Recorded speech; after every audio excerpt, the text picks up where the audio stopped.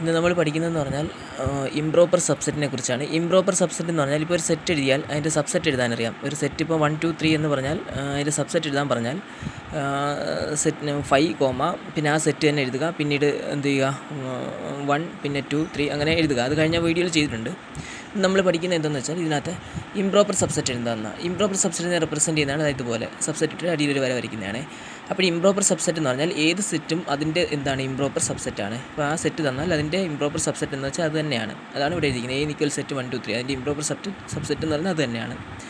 പിന്നെ അടുത്തെന്ന് പറഞ്ഞാൽ യൂണിയൻ ഓഫ് സെറ്റാണ്. യൂണിയൻ എന്ന് പറഞ്ഞാൽ എന്താ, ഒറ്റക്കെട്ട് എന്നുള്ള നിലയിലാണ് നമ്മൾ അതിൻ്റെ മലയാളം മീനിങ് ഒറ്റക്കെട്ട്. അതുപോലെ രണ്ട് സെറ്റ് എന്തൊക്കെ, A ഈക്വൽ 1 2 B ഈക്വൽ 2 3 4. ഇതിനെ ഒറ്റ സെറ്റാക്കുക എന്ന് പറഞ്ഞാൽ എന്താ, ഇതിനെ ഒരുമിച്ച് അങ്ങ് എഴുതുന്നു. 1 2 3 4 അത് 2 റിപ്പീറ്റ് ചെയ്യത്തില്ല, ഒരുമിച്ച് എഴുതുന്നു. ഇതാണ് യൂണിവേഴ്സൽ സെറ്റ് എന്ന് പറയുന്നത്.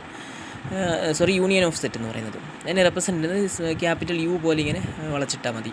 അതായത് അതിന് മാത്തമാറ്റിക്കലി ഇങ്ങനെയാണ് എഴുതുന്നത്. A union B equal X എന്ന് പറയുന്ന ഒരു എലമെൻ്റ് ആയിരിക്കും. സച്ച് ദാറ്റ് എക്സ് എലമെൻറ്റ് എന്തോ എയോ അല്ലെങ്കിൽ എന്തോ എക്സ് എലമെൻറ്റ് എന്തോ ബിയോ ആയിരിക്കും. അങ്ങനെ ആയിരിക്കും നമ്മൾ മാത്തമാറ്റിക്കലി റെപ്രസെൻറ്റ് ചെയ്യുന്നത്.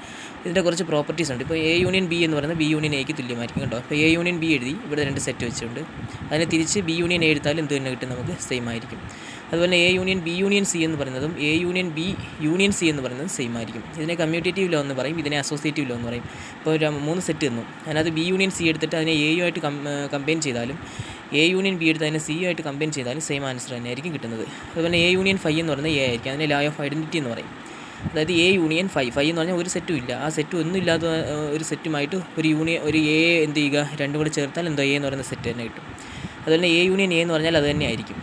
അതെപ്പോഴും അങ്ങനെ ആയിരിക്കും. 1 2 എന്ന് പറയുന്നൊരു സെറ്റ് വീണ്ടും അതിനുമായിട്ട് യൂണിയൻ ചെയ്താൽ 1 2 പിന്നെ റിപ്പീറ്റ് ചെയ്ത് എഴുതാൻ പറ്റത്തില്ല.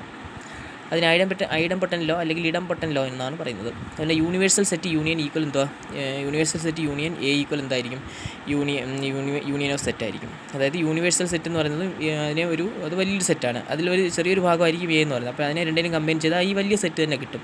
അതിനെ പറയുന്നത് ലോ ഓഫ് U എന്നാണ്.